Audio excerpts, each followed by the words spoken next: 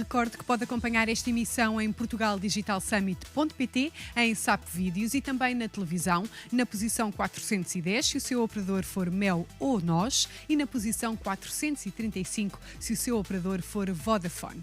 E porque a evolução, seja em que área for, implica formação e partilha de conhecimento, importa questionar em que medida estão as sociedades preparadas para a era digital, nomeadamente no contexto empresarial. Ouça as respostas no próximo painel de debate, moderado pela jornalista Catarina Carvalho.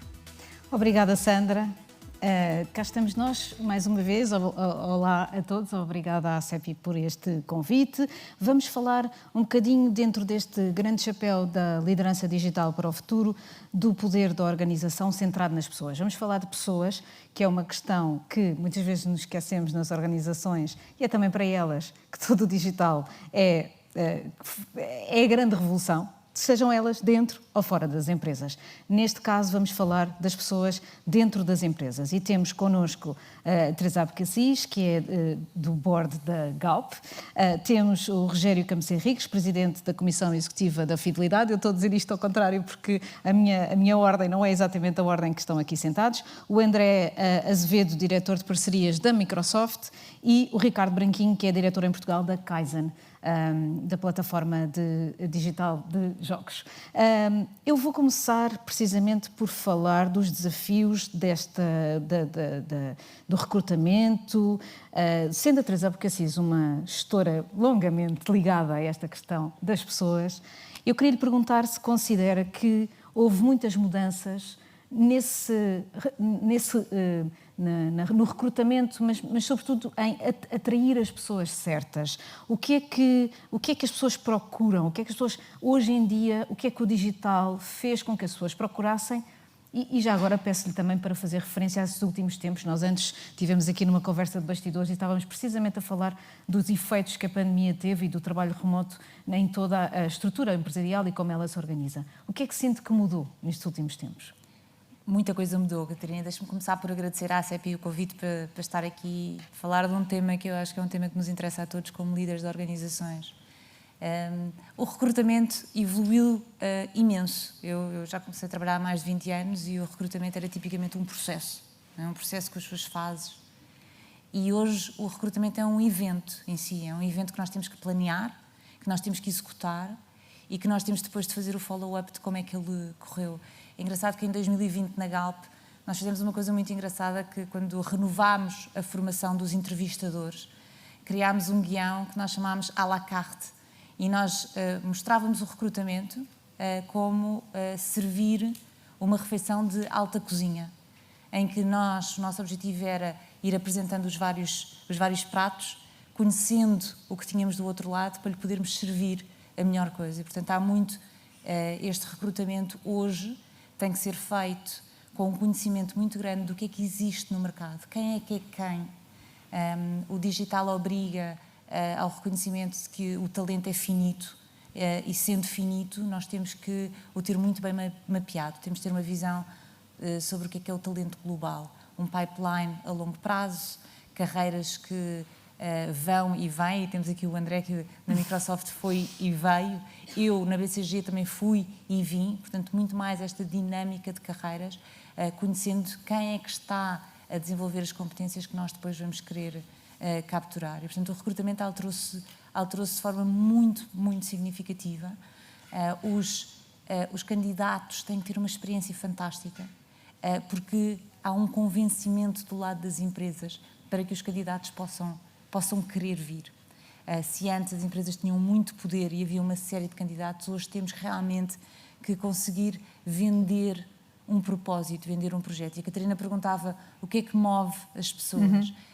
Hoje, graças a Deus, nós temos a flexibilidade de poder viver para lá do que é a carreira ou a contribuição económica do nosso trabalho e poder optar por coisas que nos fazem sentir-nos maiores do que nós próprios, termos um impacto na sociedade, termos um impacto nesta evolução de um mundo que é cada vez mais volátil e que nós vemos muitas vezes a ir para caminhos que não queremos que seja o futuro dos nossos filhos e que nós temos esta possibilidade de ter um impacto. Posso fazer uma pergunta difícil? Claro. Eu sou jornalista e, portanto, há bocado estávamos também a falar sobre perguntas. De certa forma, aquilo que as pessoas vos dizem muda de alguma forma a maneira como a empresa também atua? Ou seja, eles também são stakeholders? Em absoluto, em absoluto. Uma empresa não funciona sem pessoas. O sucesso das empresas está no sucesso de conseguir atrair e reter as pessoas que vão conseguir executar os projetos. E, portanto, hoje é absolutamente evidente que a estratégia de negócio tem que ter em conta essa capacidade de atração de talento.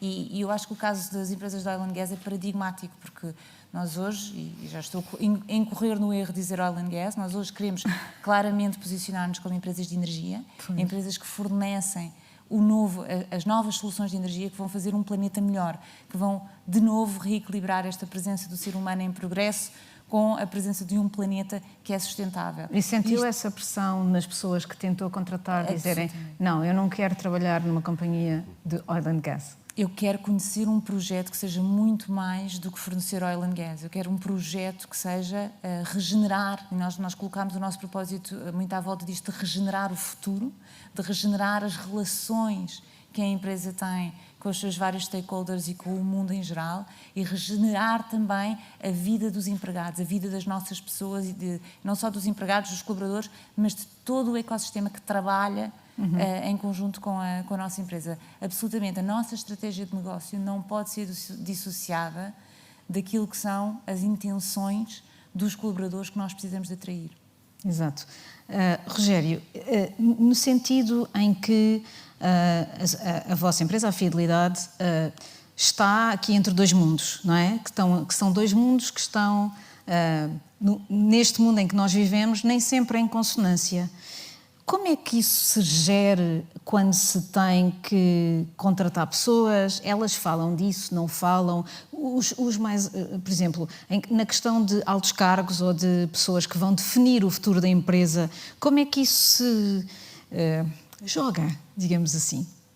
Existe alguma... Vocês têm uma espécie de um playbook para usar? Existe uma flexibilidade? Como é que isso se faz? Estou a falar de dois mundos que são Portugal e a China, não é? Que são dois stakeholders aqui importantes na empresa. Bom dia, antes de mais, é um gosto estar aqui e obrigado pelo convite. Eu estava a perguntar-me quais eram esses dois mundos. Ok. Estava a tentar perceber. Quais é que serão os dois mundos de que estamos a falar. Ou eles não têm qualquer importância, também pode ser a resposta, pode ser essa, não é? Vamos lá ver.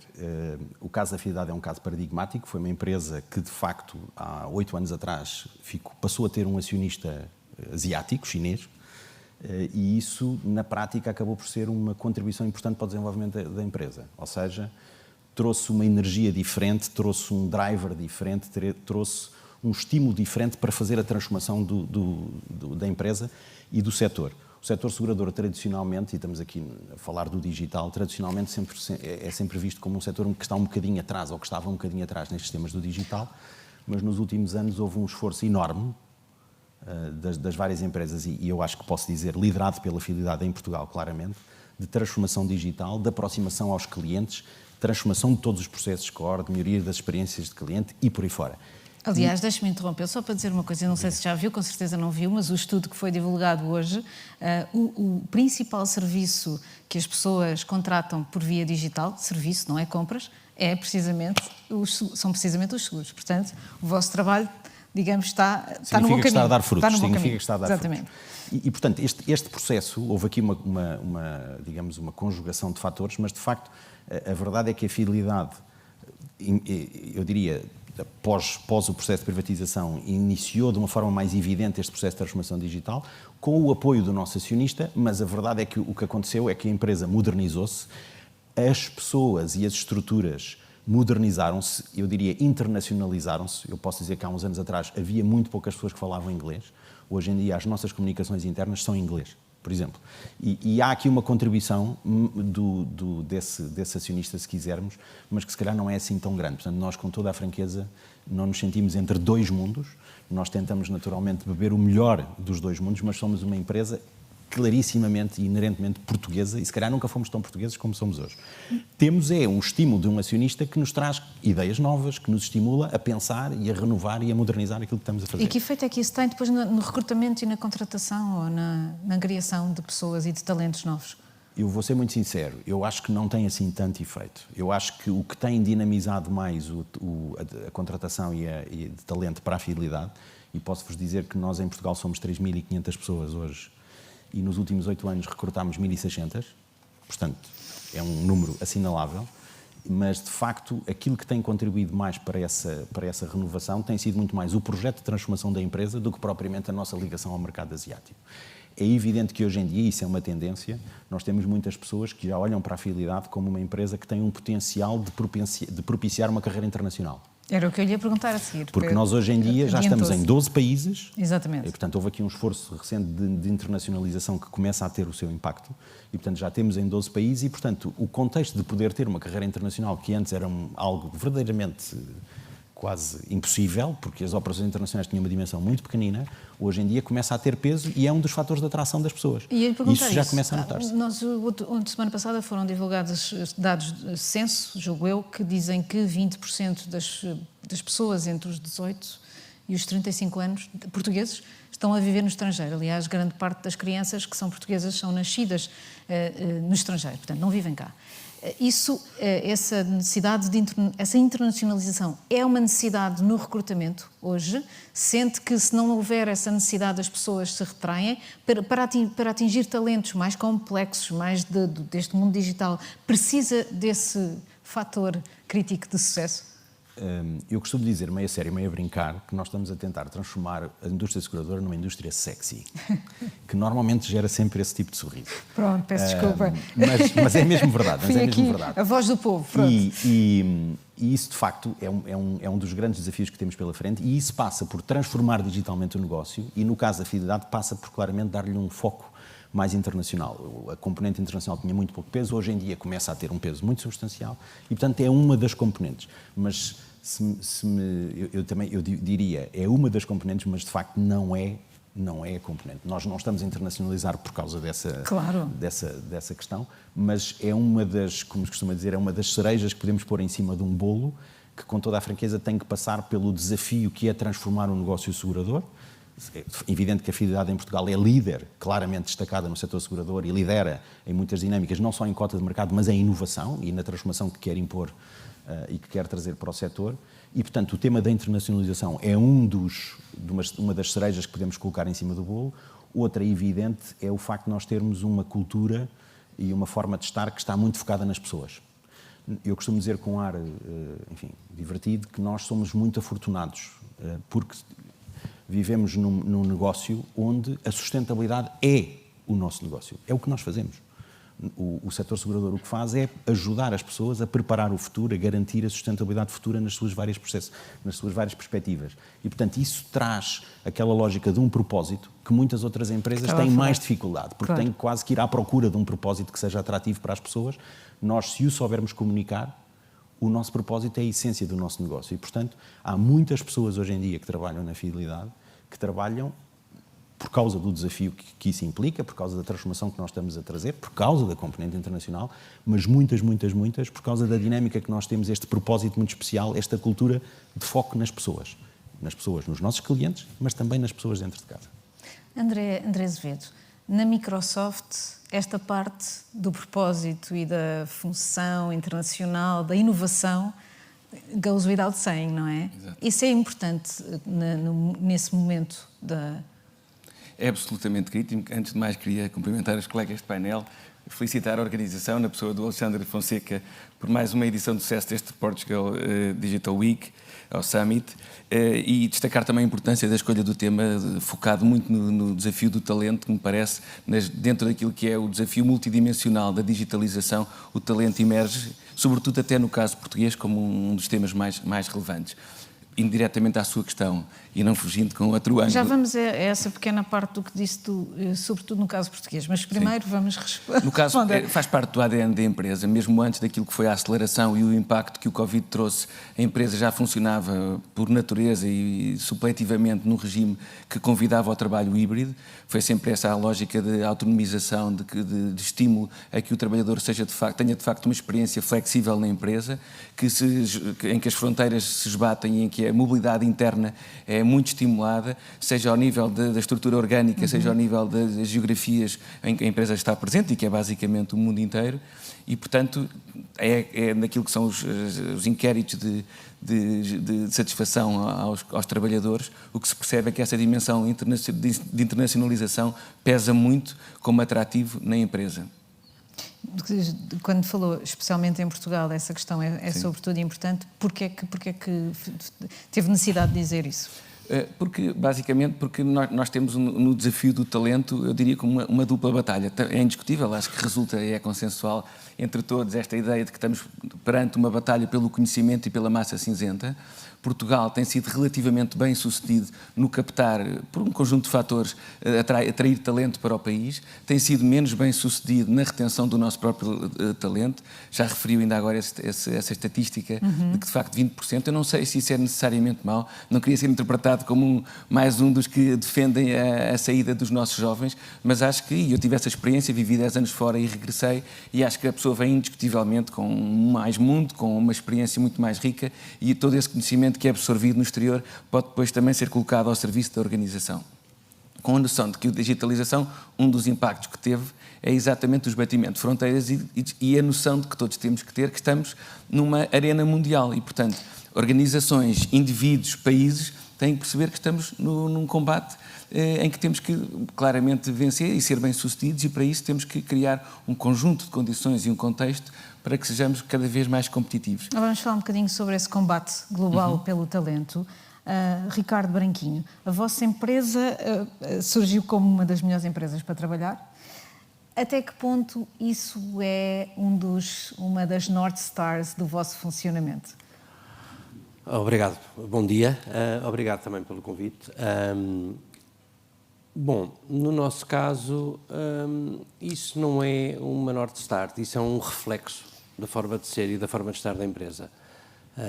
Nós, de facto, somos uma empresa muito virada para as pessoas e isto não é marketing, é mesmo assim. Somos uma empresa que ouve atentamente as pessoas. Nós fazemos 4 inquéritos de satisfação aos funcionários todos os anos, onde as respostas que os nossos 1.200 colaboradores dão são ouvidas, são interpretadas e são de alguma forma adaptadas àquela que são as necessidades das pessoas, porque as empresas são as pessoas. Não há empresas sem pessoas e, portanto, quando não se percebe que o bem-estar das pessoas é o sucesso futuro das empresas, estamos numa estratégia que não é claramente a mais correta. E portanto, nós termos sido eleitos para o top 10 das empresas Europe's Best Workplaces é de facto o culminar e o resultado dessa estratégia,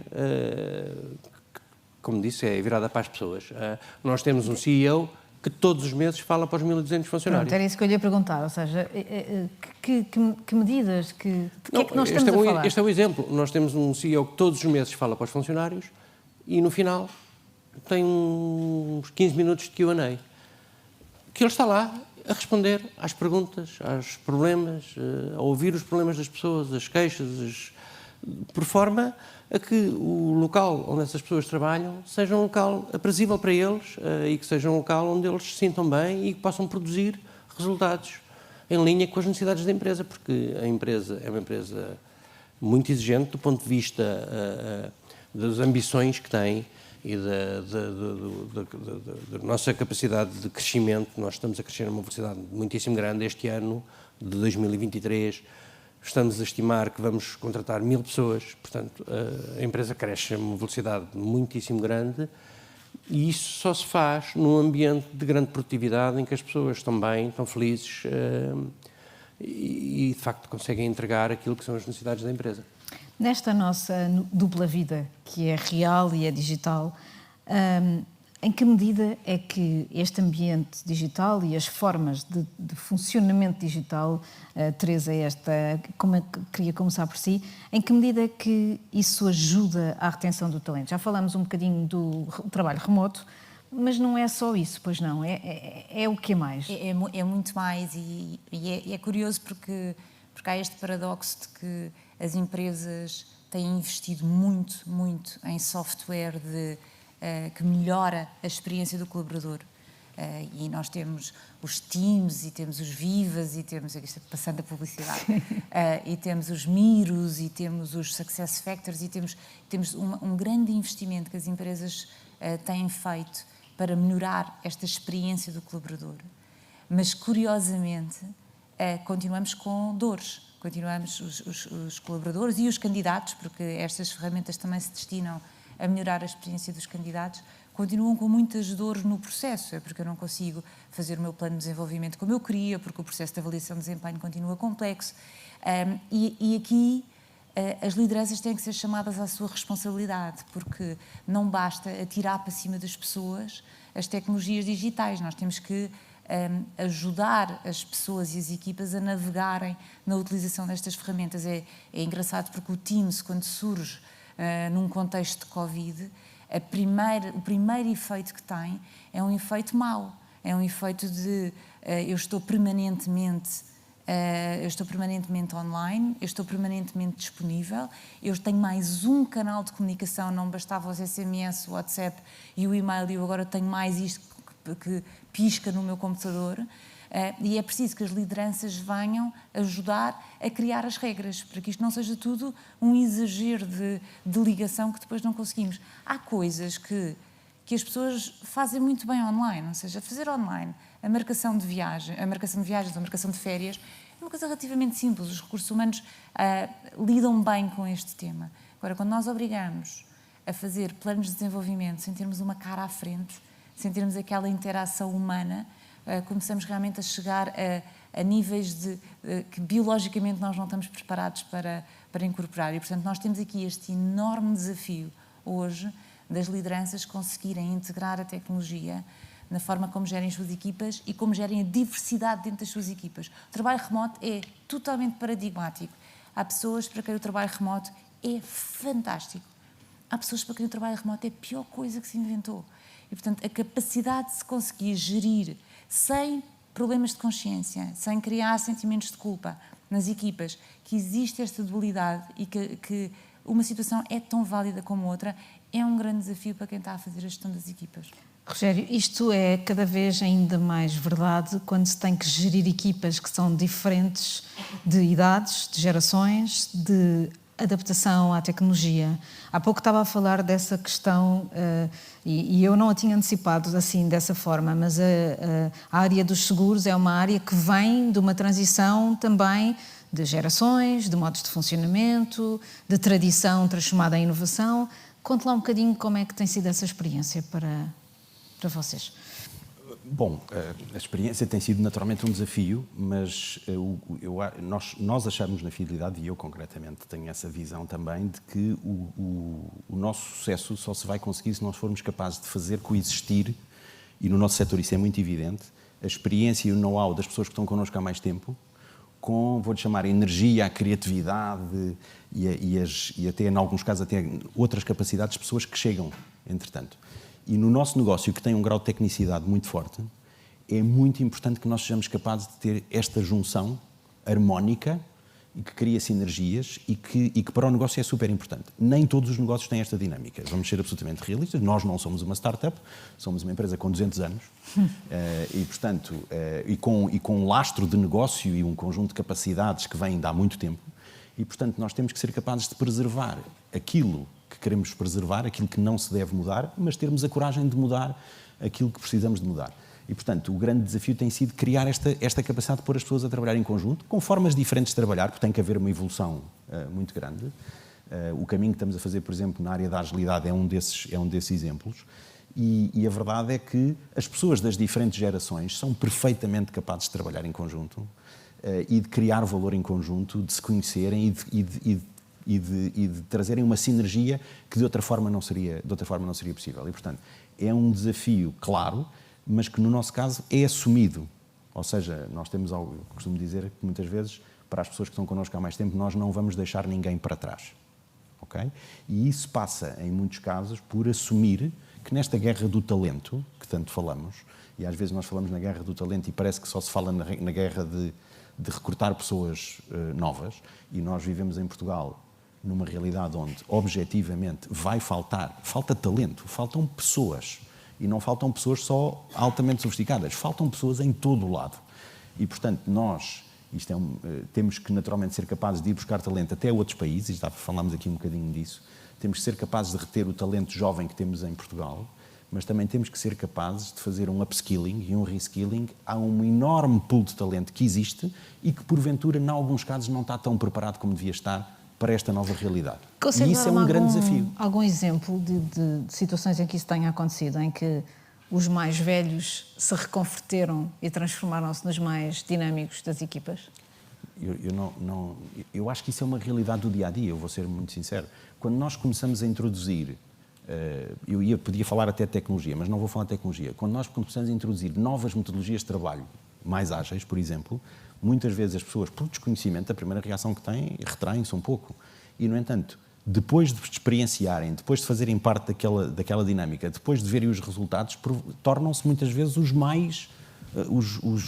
grandes apóstolos desta nova forma de trabalhar. E isso é possível e não é um tema de idade. É um tema de espírito, é um tema de mindset. O que nós temos que fazer, e nem sempre fazemos nas empresas em Portugal, sobretudo nas empresas grandes, temos que apostar que é possível fazer essa alteração de mindset e levar as pessoas a gerir a mudança de uma forma natural, porque ela faz parte da nossa vida. O que não pode acontecer é as pessoas serem super proficientes a gerir o WhatsApp na sua vida pessoal e depois terem alguns pruridos muitas vezes nas empresas porque os processos agora são mais digitais. Isso são coisas que não fazem nenhum sentido. Portanto, é preciso ele fazer esta gestão da mudança e tendo plena consciência de que as pessoas, as que estão connosco há mais tempo, são um grande ativo que, aliás, tem muitos benefícios.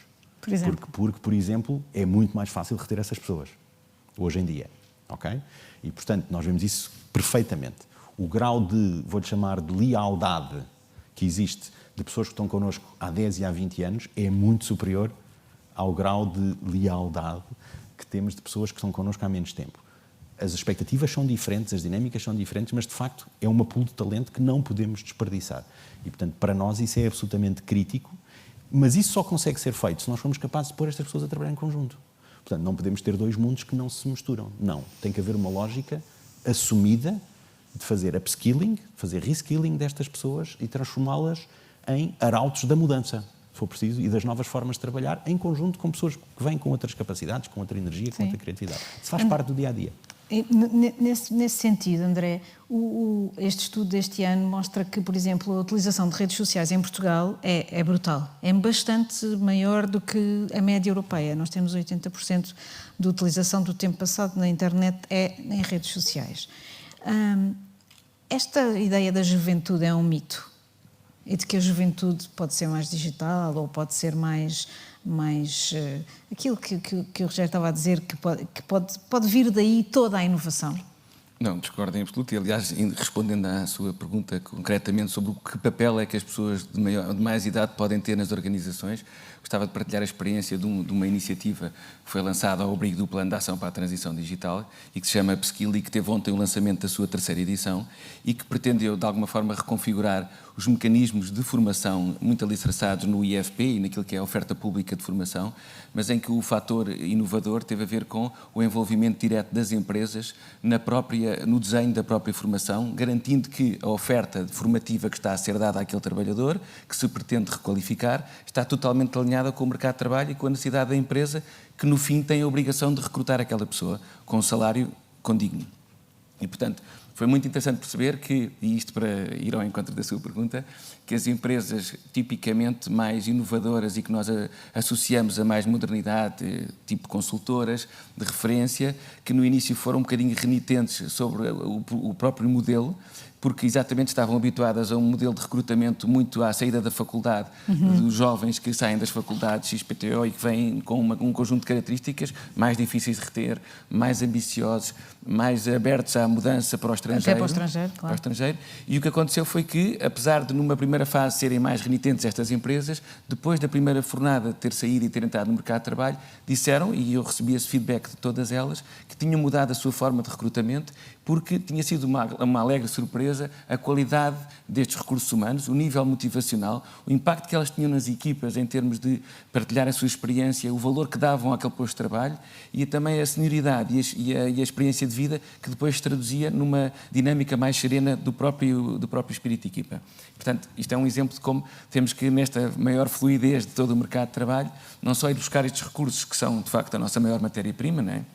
Nós temos hoje, pela primeira vez, o ano passado, 50% dos nossos jovens com 20 anos no ensino superior, mas nós temos cada vez menos partos, cada vez menos jovens e, portanto, esta massa de pessoas que está no mercado de trabalho hoje não podemos ficar à espera que morram para depois irmos inventar novas pessoas ou importar. Temos que trabalhar com o que temos e eles são o grosso da coluna do que é a nossa matéria-prima. E da sua experiência anterior e atual, vê que as empresas tenham essa vontade ou ainda vivem muito no tal mito do que o que é jovem é que é inovador? Não, acho que este exemplo mostra que funcionou. Da primeira edição, onde tivemos 430 pessoas, duplicou para a segunda, portanto as empresas reagiram bem. Neste momento estamos na terceira edição, há mais empresas a oferecerem ofertas, porque há aqui um desafio grande. A empresa tem que se comprometer com a contratação da pessoa à saída da formação, portanto, e tem um ciclo formativo de 9 meses, portanto, implica o tal planeamento que a Teresa estava a referir. Há aqui uma necessidade de, com alguma antecipação,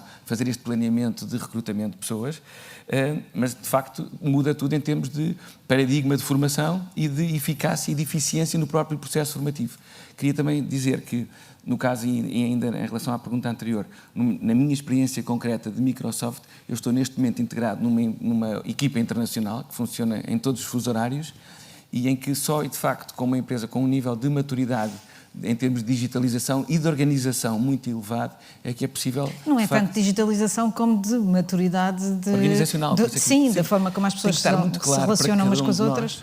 Tem que estar muito claro para cada um de nós qual é que é o seu papel, quais são as suas métricas de impacto, qual é que é o seu papel na organização, para que depois eu seja capaz de, com autonomia, desenvolver a minha atividade e a empresa estar confortável com essa performance, não estando preocupada que eu esteja, de facto...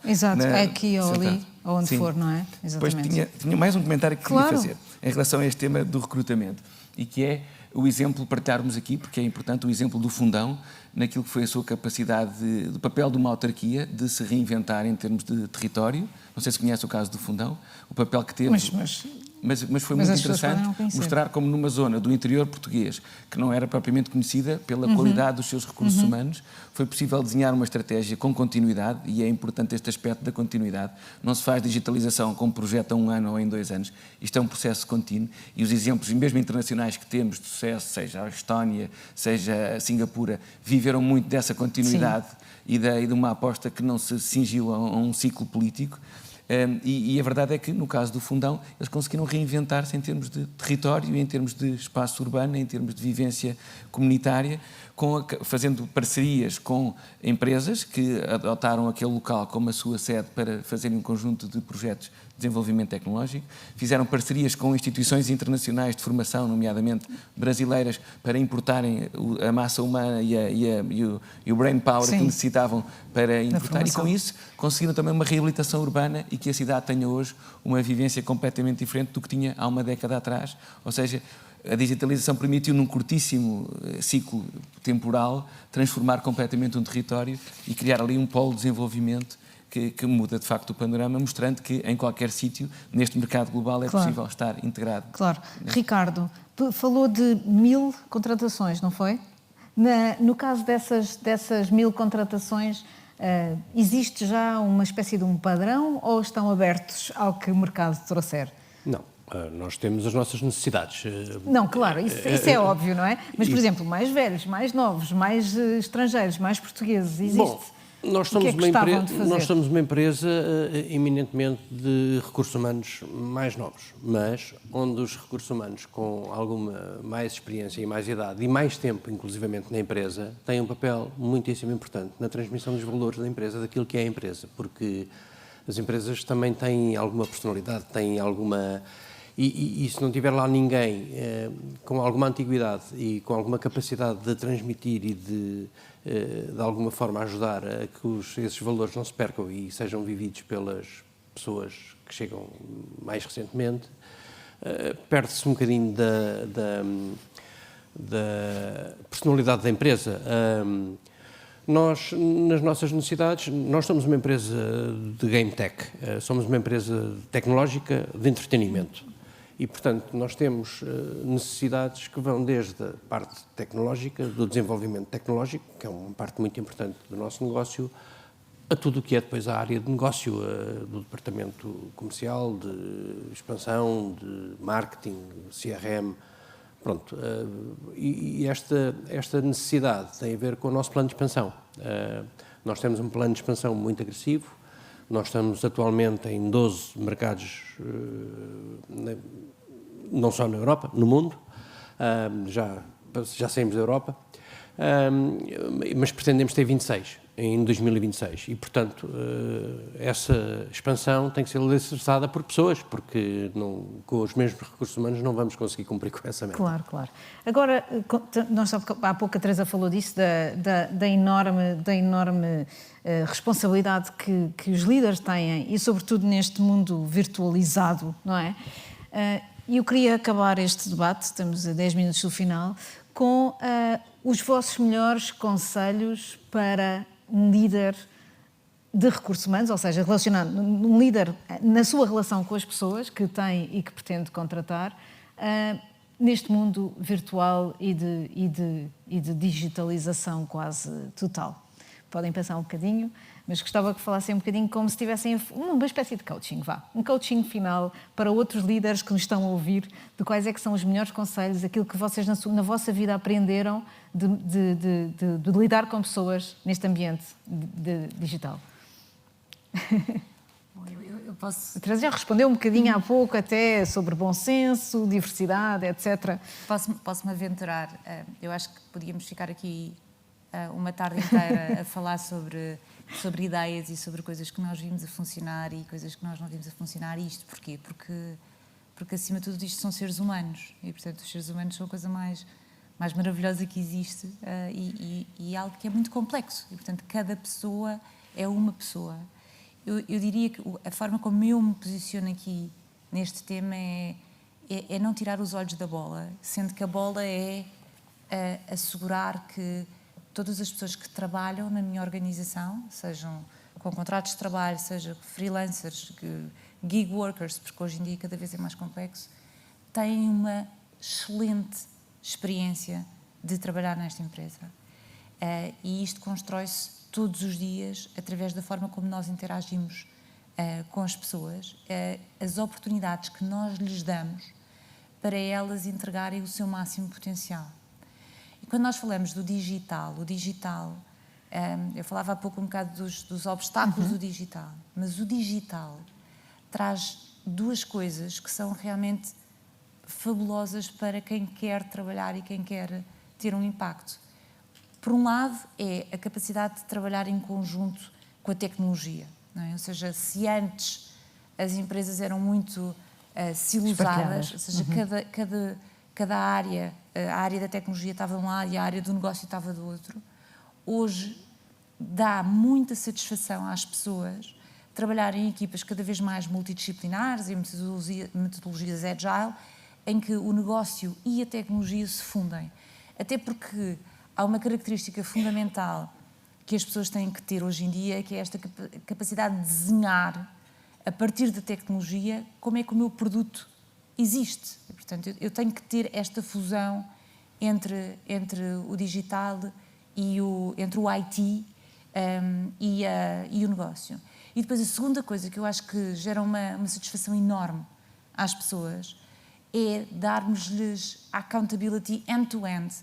Mais uma vez, se antes desenhar um carro era cada área da mecânica da fábrica fazia a sua parte, hoje desenhar um carro parte de uma experiência de cliente que depois se verte no desenho de um software e que só depois vêm as plataformas mecânicas e o gestor deste processo vê de uma ponta à outra e isto dá a satisfação a esse colaborador de que ele entregou uma coisa, ele entregou uma experiência a um cliente, ele fez clientes felizes. Portanto, eu diria que o meu grande conselho é: continuem a olhar para a bola, continuem a criar estas experiências, continuem a permitir que todas as pessoas tenham o contexto e a oportunidade de darem o seu máximo potencial para entregarem alguma coisa que os satisfaz.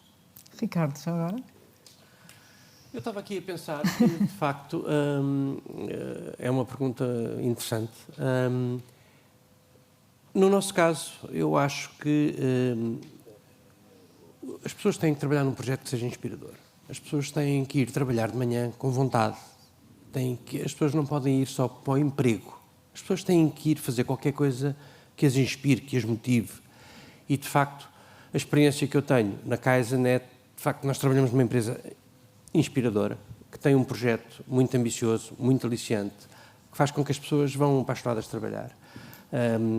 Nós trabalhamos numa área que, se calhar, era difícil torná-la inspiradora, porque trabalhamos no negócio do jogo e do entretenimento, mas, de facto, conseguimos fazê-lo através... Primeiro porque temos um CEO que é uma pessoa brilhante e que tem uma visão acerca daquilo que é a responsabilidade da empresa na sociedade enormérrima. E isso faz com que as pessoas se sintam galvanizadas e que se sintam orgulhosas do trabalho que desempenham. Nós, em todos os países onde estamos presentes, temos um programa de responsabilidade social. E quando há problemas de confinamento, a empresa é a primeira a fazer iniciativas para levar refeições a pessoas que não conseguem deslocar-se para comer. Entregámos 5.000 refeições nos hospitais portugueses. Fizemos uma doação gigante na Roménia e na Cruz Vermelha porque era preciso, porque era isso que eles precisavam. E depois temos um programa de responsabilidade social ativo, o que faz com que, de facto, as pessoas que trabalham nas diferentes jurisdições onde a empresa está se sintam muito motivadas. Inspiradas. Muito inspiradas. Portanto, inspiração, olho na bola e deste lado. André? Eu tinha duas notas. Uma primeira, que é esta ideia de one size doesn't fit all, ou seja, a necessidade absoluta de segmentarmos as respostas e as formações em função daquilo que são os diferentes públicos dentro da organização, dentro do país. Foi isso que também que no plano de ação procurámos verter, uma ideia de respostas para a escola, mudar o paradigma de aprendizagem e de ensino com o programa da Escola Digital, uma ideia de requalificar a população ativa com diferentes formações, desde mais avançadas para públicos que precisavam de facto ter essas competências, até ao mais básico, que para trabalhar neste novo normal terem de facto essas competências, e depois também o terceiro segmento populacional, a info-exclusão, as pessoas que em Portugal de facto estão à margem do sistema, de uma economia digital e que por isso estão sujeitas a outro tipo de vulnerabilidades, seja de ordem económica, seja de ordem social. Portanto, dentro da organização, olhar para a organização, perceber quais são os diferentes públicos, exatamente da mesma forma. São, de facto, públicos diferentes, com respostas diferentes, porque isso também é respeitar a tal diversidade da organização e garantir que não deixamos ninguém para trás. A segunda tem a ver com, é uma declinação desta, tem a ver com a preocupação muito forte com as lideranças. Nós temos em Portugal um desafio, e há bocado quando me perguntou porquê o caso português é um bocadinho mais sensível, e não estou a ser pessimista, porque nós temos, por exemplo, apenas um terço apenas um terço das nossas empresas, estou a falar de PMEs e microempresas, têm pelo menos um gestor com licenciatura. Ou seja, há 2/3 que não têm ninguém com uma formação mais diferenciada. E, portanto, isto coloca dentro da organização uma grande pressão, do ponto de vista mais macro da gestão e do ponto de vista concreto daquilo que é um desafio mais premente e que exige outro tipo de recursos. Etc. Portanto, a preocupação é que olhem também ao nível da organização para si próprios. O topo da pirâmide tem que estar alinhado e tem que estar sensível e comprado para a causa da digitalização. Temos aqui uma oportunidade enquanto país e enquanto organização. Sabemos que quem fez esse trabalho mais cedo está a liderar. Não é por acaso que houve uma reconfiguração completa naquilo que é o ranking das maiores empresas mundiais. Hoje em dia são todas tecnológicas e, portanto, exatamente porque deram primazia a esta aposta no digital e agora as outras estão também... à frente, claro. Exato. Ok. Rogério, para terminar... Um minuto? Bom, talvez para ser um bocadinho original, mas enfim, concordando com tudo o que já foi dito. Difícil, está num trabalho difícil. Com tudo o que já foi dito. Eu acho que a liderança de topo tem que ser capaz de transportar para o dia-a-dia das pessoas a visão que tem e a forma que tem de cuidar das pessoas. E acho que é fundamental que as lideranças, ao nível dos team leaders e dos managers, no dia-a-dia, assumam a sua responsabilidade. De facto, liderar é uma responsabilidade. E as pessoas, a esse nível, têm que se ver como cuidadores de pessoas. É sobretudo isso que eles são. É claro que muitas vezes as pessoas preocupam-se com os níveis de serviço, com a eficácia operacional, com os resultados de negócio. Claro que sim. Mas a certa altura nós temos que ser capazes de transportar para essas lideranças essa responsabilidade que é apostarem no desenvolvimento das pessoas, terem a capacidade de entender a especificidade de cada uma daquelas pessoas e de facto perceber que as prioridades de cada uma delas pode não ser igual. Como é que se gere essa dinâmica?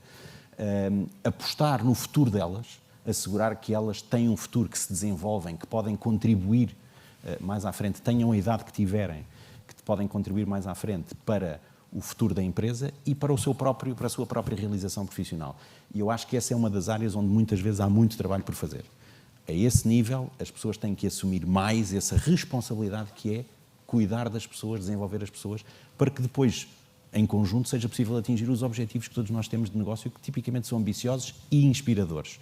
Mas eles têm que se sentir no dia-a-dia das pessoas. Imagino dizer isso a um líder da sua empresa para aí há 50 anos. Seria, assim, uma espécie de choque cultural. Seria um pouco um choque, mas agora já não é. Agora já não, claro, exatamente. Bem, temos que terminar. Obrigada a todos pelos vossos exemplos e obrigada por terem sido tão simples nessas explicações, porque às vezes estes debates tornam-se muito teóricos e esquecem um bocadinho a realidade. E obrigada à CEPI mais uma vez por este convite e até já.